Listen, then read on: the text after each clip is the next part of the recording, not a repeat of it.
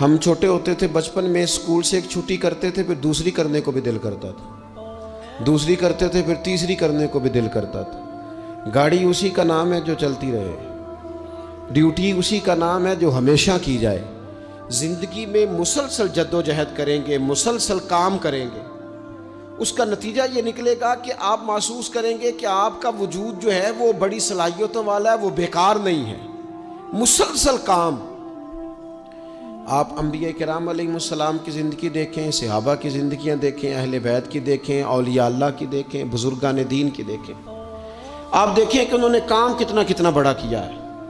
ہم کبھی ان کو پڑھتے ہیں تو حیران ہو جاتے ہیں کہ یار اتنے مختصر وقت میں اتنا زیادہ کام تو ممکن ہی نہیں۔ اعلیٰ حضرت رحمۃ اللہ علیہ نے 1000 کتاب لکھ دی، امام بخاری نے پوری دنیا میں گھوم کر احادیث جمع کر کے ایک جگہ پہ اکٹھی کر دی، اور پھر اصول وضع کر دیے حدیث پاک کے کہ حدیث کس طرح قبول کی جائے گی، پھر اس میں فرق کر دیا کہ صحیح کون سی ہے، متواتر کون سی ہے، حسن کون سی ہے، ضعیف کون سی ہے، موضوع ہو تو پھر اس کے قاعدے کیا ہیں۔ اتنا کام بزرگوں نے کر دیا۔ جد و جہد تھی زندگی میں، مسلسل ڈیوٹی کرتے تھے۔ جب مسلسل کام کرتے ہیں نا، نبی پاک صلی اللہ تعالیٰ علیہ وسلم نے فرمایا جو آدمی محنت کرے، کوشش کرے اور شام کو تھک کے سو جائے، اللہ اس کے پچھلے گناہوں کو معاف فرما دے گا۔ تو چلتے رہیں، جد و جہد کریں، ہمت کریں، کوشش کریں۔ کبھی کبھی یوں ہوتا ہے کہ انسان سمجھتا ہے کہ میں نے کوشش تو کی تھی لیکن یار یہ میرے کوشش کرنے سے کوئی نتیجہ نہیں نکلا۔ عارف رومی رحمۃ اللہ علیہ فرماتے ہیں کہ ایک شہر ایسا تھا جس میں ایک بیماری بار بار حملہ کرتی تھی، تو 3-4 پہاڑیاں ایک دوسرے کے اوپر تھیں، اکٹھے پہاڑ بنے ہوئے تھے، اس کے اوپر وہ جڑی بوٹی تھی جس سے اس بیماری کا علاج ہوتا تھا۔ تو کئی حکیموں نے بتایا کہ اگر وہ جڑی بوٹی حاصل کر لی جائے تو تمہارے شہر کے لوگ صحت یاب ہو سکتے ہیں، پر وہ 4 پہاڑیاں اوپر نیچے، اور پھر ڈھلان بڑی سیدھی تھی، جو پیر رکھتا پھسل جاتا، کوئی جرت ہی نہ کرتا اوپر جانے کی، لیکن لوگ بیمار تھے، تکلیف میں تھے۔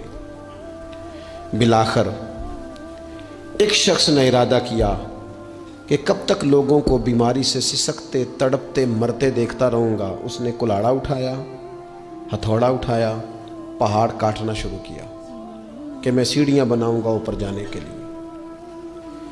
فرماتے ہیں کہ وہ پہاڑ کاٹ رہا تھا تو جو قریب آتے تھے نا وہ اسے کہتے تھے پاگل ہو گیا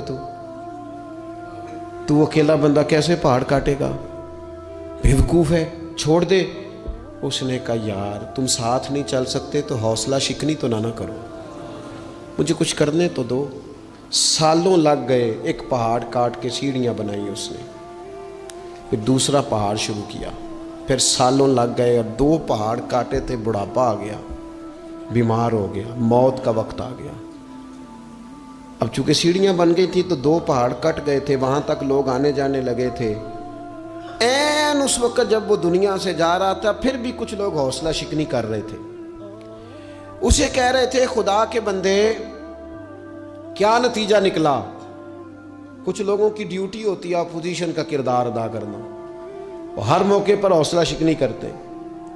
اب اس پر آخری وقت آ گیا ہے، باوجود اس کے کچھ لوگوں نے جا کے کہا کیا نتیجہ نکلا جی،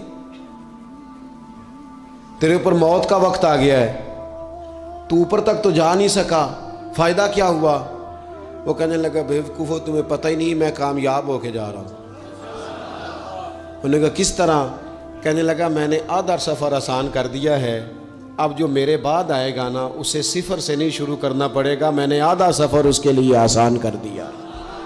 وہ تیسرے پہاڑ سے شروع کرے گا، 2 کاٹے گا تو جڑی بوٹی تک پہنچ جائے گا، لوگوں کو شفا ہونے لگے گی اللہ کے فضل سے۔ ہم پتہ کیا کرتے ہیں، بالخصوص میرے وطن کا رواج یہ ہے کہ لوگ آدھا سفر بھی آسان کرنے کو تیار نہیں، وہ کہتے نہیں سارا ہی فلانا کرے گا۔ جتنے انبیاء دنیا میں آئے نا میرے دوستوں وہ سارے کامیاب گئے، لیکن کسی کے ساتھ 4 امتی، کسی کے ساتھ 10، کسی کے ساتھ 100، کسی کے ساتھ 200، لیکن نبی کامیاب گئے۔ کیوں؟ کہ اللہ تعالیٰ نے جو ان کے ذمے ڈیوٹی لگائی تھی وہ ڈیوٹی انہوں نے پوری ذمہ داری سے سر انجام دی۔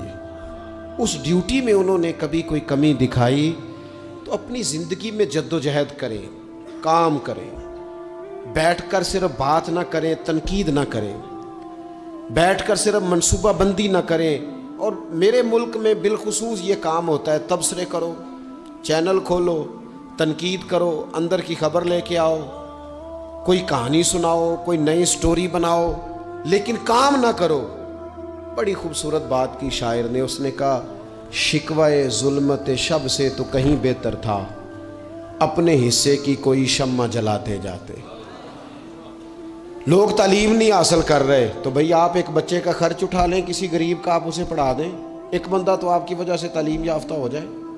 لوگوں کو کھانا نہیں مل رہا، بھوکوں مر گئے لوگ، حکومتیں کچھ نہیں کر رہی، آپ 10 بندوں کی ذمہ داری اٹھا لیں، آپ غریبوں کو دیکھ لیں، 10 لوگوں کے گھر میں آپ کھانا پہنچانا شروع کریں. اور یہ ہوتا رہا ہے، لوگ یہ کام کرتے رہے، یہ ڈیوٹیاں ہمارے بزرگوں نے سر انجام دی ہیں، 2 کر کے، 4 کر کے، 6 کر کے انہوں نے کام کیا ہے. اپنی ذمہ داری کا احساس کریں، مسلسل کام کریں، مسلسل جدوجہد کریں، مسلسل ڈیوٹی کریں.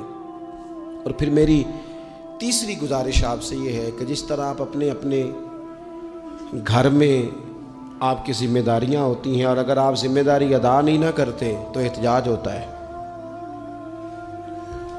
ماں کو ٹائم نہیں دیتے تو ماں بھی احتجاج کرتی ہے، گھر والی کو ٹائم نہیں دیتے تو وہ بھی احتجاج کرتی ہے، دوستوں کو وقت نہیں دیتے تو وہ بھی اس کا شکوہ کرتے ہیں.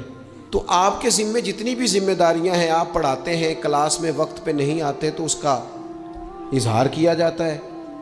ہم نے اپنے اپنے ذمے جو ذمہ داریاں لی ہیں پوری کرتے ہیں. میں آج آپ کو یہ پیغام دینا چاہتا ہوں، ایک ڈیوٹی دین کی بھی اپنے ذمے لیں، ایک ڈیوٹی.